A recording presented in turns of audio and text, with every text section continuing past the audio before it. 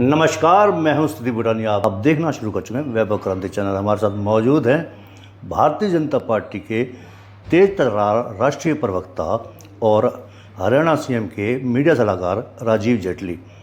आइए कुछ मुद्दों पर उनसे बात करते हैं।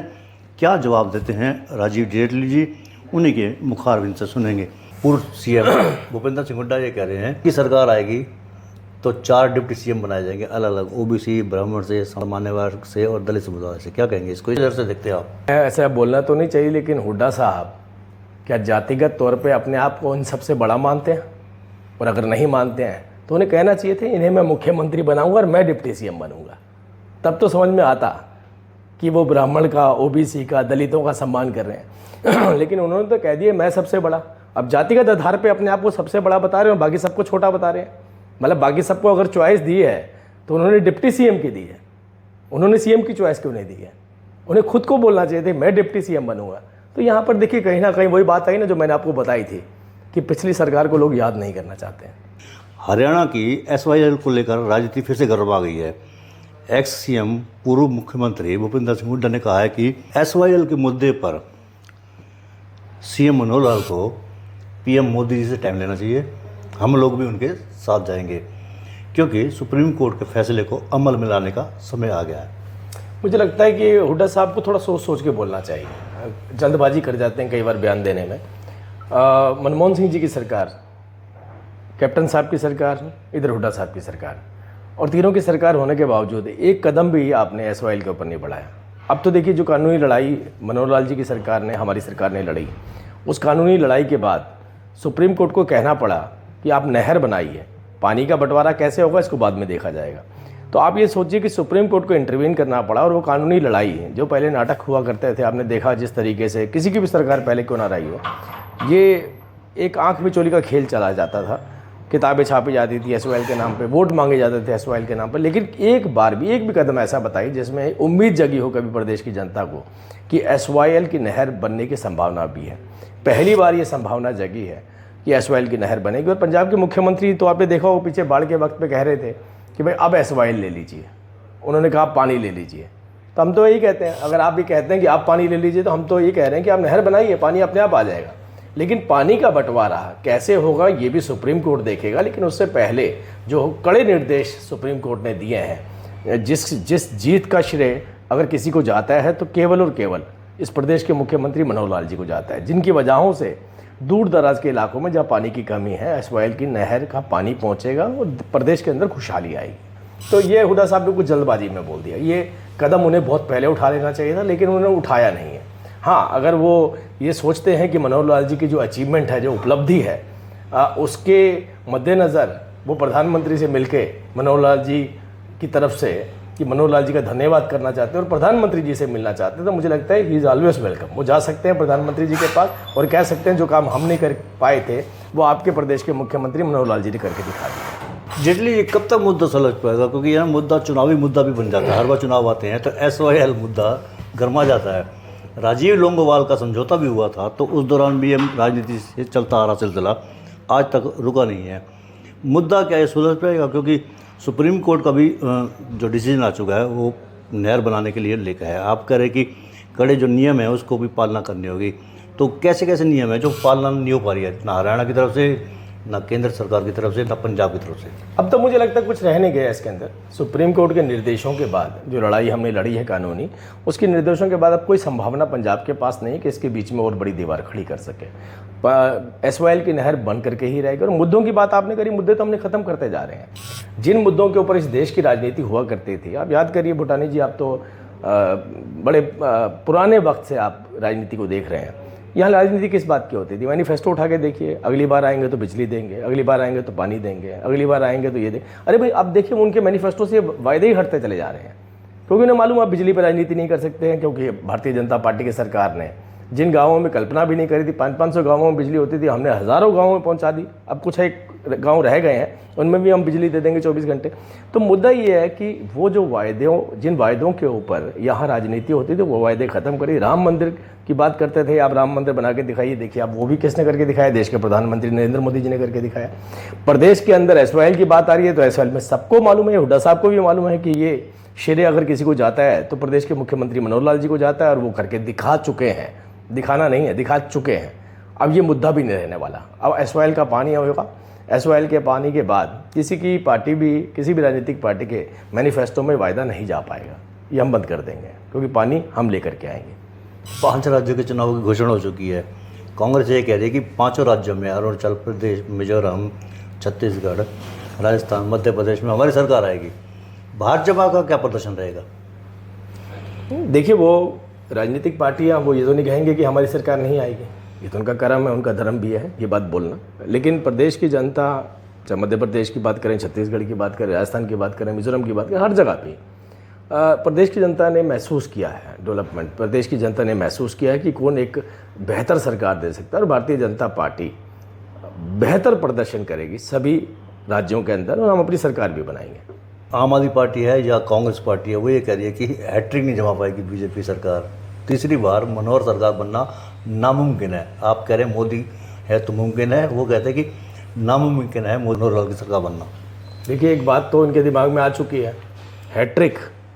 हैट्रिक होती है 3 बार से, 2 बार से नहीं होती है। हैट्रिक शब्द अगर उनके जहन में आ चुका है, उनके दिमाग में आ गया है, तो कहीं ना कहीं उनको इस बात का एहसास हो गया कि भारतीय जनता पार्टी तीसरी बार भी सरकार बनाने जा रही है।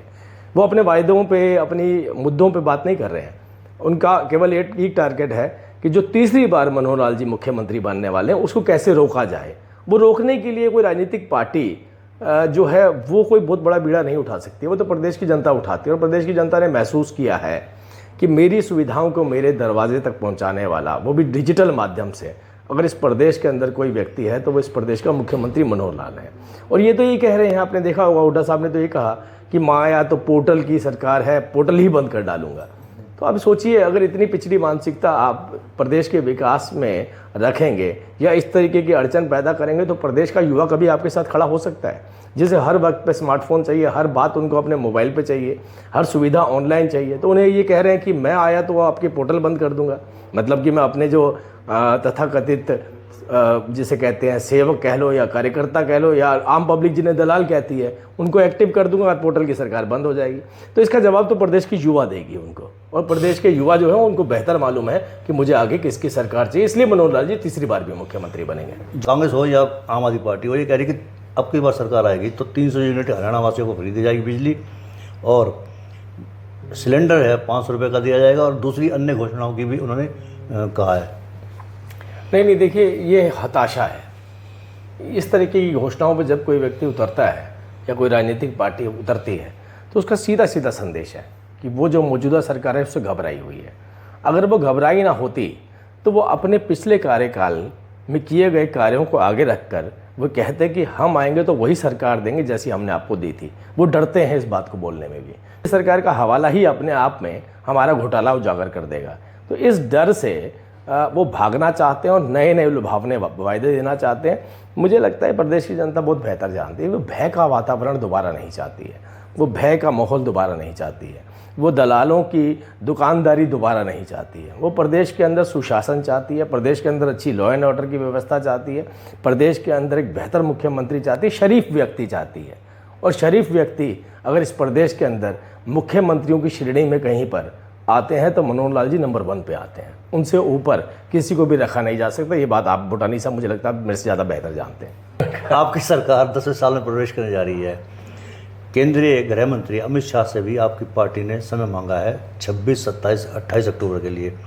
राज्य स्तरीय रैली के करने जा रहे हैं आप, कहाँ करेंगे और क्या प्रारूप होगा, किन मुद्दों के साथ आप आगे अगले 2024 में चुनाव में उतरेंगे? देखिए, तो हमारा प्रदेश का नेतृत्व, हमारे मुख्यमंत्री और केंद्रीय नेतृत्व निर्धारित करता है कि किस तरीके की रैली कहाँ रखी जा सकती है, कैसी उनकी अवेलेबिलिटी होती है माननीय गृह मंत्री जी की। तो ये मुझे लगता है कि जब ये पब्लिक डोमेन में आएगा तभी शायद ये जानकारी हमारे पास भी उपलब्ध होगी, क्योंकि चार्ट भी बहुत अर्ली स्टेज पे नहीं बनते, काफ़ी लेट बनते हैं। तो कब बनेंगे, कब आएंगे और जो डेट्स आप बता रहे हैं हो सकता है वही डेट हो सकता है उससे कोई परे भी डेट हो सकती है। उपराष्ट्रपति जगदीप धनखड़ जी ने बहुत तारीफ की हरियाणा की। दूध दही और घी को लेकर कहा कि जो कोई और काम ना करा सके ये करा देते हैं। सीएम मनोहर लाल ने भी अपने ट्वीट में एक्स में उसकी प्रशंसा भी की है, धन्यवाद भी किया है। हरियाणा के दूध में, दही में, घी में इसी के बात है कि ते वो कर बैठो हो जो दुनिया में कोई कौन कर पावे। एशियन गेम्स हो रहे हैं और हरियाणा को डंको बज रहे है। पूरे देश में 100 ज्यादा मेडल तारा अठियों हैं। मैं ताने से ने बधाई दूं। सीएम मनोहर लाल ने भी अपने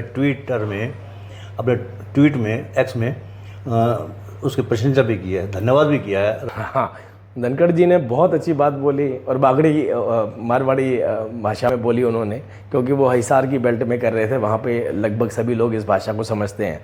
देखिए ये बात तो सच है, ये जो माननीय उपराष्ट्रपति जी ने बोली है ये पूरी दुनिया जान चुका है। हरियाणा का नाम आज पूरी दुनिया के अंदर अपने स्पोर्ट्स के लिए, अपनी मेहनत के लिए उजागर हो चुका है। और दूध दही का खाना जिस प्रदेश के अंदर ये कहा जाता है कि आप शाकाहारी होते हुए भी ताकतवर हो सकते हैं, क्योंकि दूध दही का मतलब आप शाकाहारी हैं, तो ये शाकाहारी ताकत भी, इनका 2 संदेश हैं। एक तो ये संदेश है कि हरियाणा का बच्चा मेहनत ज़्यादा करता है, दूसरा शाकाहारी होते हुए भी दुनिया के अंदर जाकर के अपना परचम लहरा सकता है, चाहे वो कुश्ती हो, चाहे वो आपने देखा चोपड़ा का मैटर हो, भाले फेंकने का हो, चाहे वो किसी भी रूप में हो। मतलब हर रूप में हमारे प्रदेश के खिलाड़ियों ने दुनिया में जाके परचम लहराया। और इस बात की तारीफ़ जिस अंदाज में माननीय उपराष्ट्रपति जी ने करी है वो हमने सुनी, वो बहुत अच्छा लगा और हरियाणा वासियों को भी बहुत अच्छा लगा। वो एक जाट है और वो समझते हैं कि मुझे किस तरीके से हरियाणा को संबोधित करना है। कांग्रेस हो या आम आदमी पार्टी, वो ये कह रही है कि बीजेपी का अब तिलस्म समाप्त होता जा रहा है और दूसरी पार्टियों के लोग धड़ाधड़ उसमें शामिल भी हो रहे हैं, बीजेपी से और दूसरी पार्टी से भी। उनका तो ये कहना है कि कांग्रेस का तो ये कहना है कि पूर्व 33 पूर्व मंत्री उनकी पार्टी में शामिल भी हो चुके हैं, जबकि भारतीय जनता पार्टी के साथ लोग छोड़ रहे हैं। हमारी पार्टी में तो मुझे लगता है घंटों के अंदर हज़ारों लोग ज्वाइन कर जाते हैं, हमें कोई इवेंट करने की ज़रूरत ही नहीं पड़ती। हज़ारों लोग आते हैं, ज्वाइन करके चले जाते हैं। और इन्हें अगर कोई व्यक्ति किसी रूप में भी अगर कोई दूसरी पार्टी को ज्वाइन करना चाहता है और वो आता है तो ये उसके लिए इवेंट बनाते हैं। अगर 4 आदमी ने ज्वाइन करा तो 40 आदमी अपने बुलाते हैं। तो हमें भारतीय जनता पार्टी एक बड़ा संगठन है, दुनिया का सबसे बड़ा संगठन है। हमें इतनी ज्वाइनिंग होती है कि मुझे लगता है हम डिस्कस भी नहीं कर पाते उस बात को। तो फिर भी अगर उनको लगता है कि अगर ये उनके लिए संजीवनी साबित हो रहा है या कोई एक चर्चा का विषय बन रहा है तो करने दीजिए उनको। हमारे बीच में राजीव जेटली जी, जो कि राष्ट्रीय प्रवक्ता है और हरियाणा के सीएम मीडिया सलाहकार हैं, हर मुद्दे पर उन्होंने तर्क के साथ उत्तर दिए हैं। जैसा कि मैंने पहले कहा था कि काफ़ी सुलझे हुए राजनेता हैं और हर मुद्दे पर बारीकी से ज्ञान भी रखते हैं। मेरा आपसे अनुरोध है, जो आप साइड में देख रहे हैं YouTube channel, Facebook page, Instagram और ट्विटर हैंडल, इसको आप लाइक करें, फॉलो करें, कमेंट बॉक्स में जाके एक प्रतिक्रिया दें, इस लिंक को ज़्यादा से ज़्यादा शेयर भी कर दें। धन्यवाद। जय हिंद, जय भारत।